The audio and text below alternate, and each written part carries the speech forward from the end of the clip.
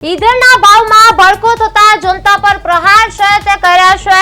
Petrol ડીઝલમાં 3 રૂપિયાનો જંગી છે વધારો થયો છે। મોંઘવારીનો મારથી સામાન્ય માણસ છે તે પરેશાન થયા છે।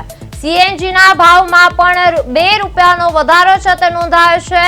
પેટ્રોલ ડીઝલમાં 3 રૂપિયાનો છે વધારો નોંધાયો છે। મોંઘવારીનો મારથી સામાન્ય માણસ છે તે પરેશાન થયા છે।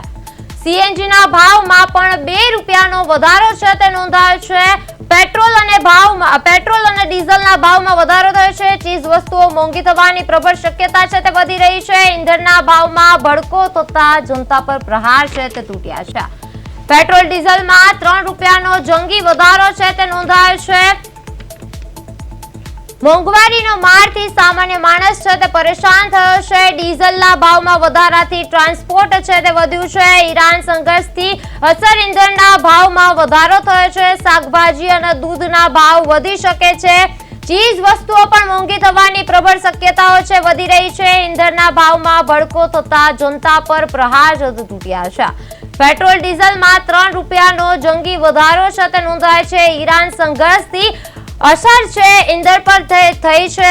શાકભાજી અને દૂધના ભાવ છે તે પણ વધી શકે છે। વાહન ચાલકોમાં સરકાર સામે ભારે નારાજગી છે તે જોવા મળી રહી છે। પેટ્રોલનો ભાવ 97.50 છે તે થયો છે। ડીઝલના ભાવમાં પણ વધારાથી અસર થઈ છે। ઈરાન સંઘર્ષથી અસર ઈંધણના ભાવ પર થઈ છે। શાકભાજી અને દૂધના ભાવ છે તે વધી શકે છે।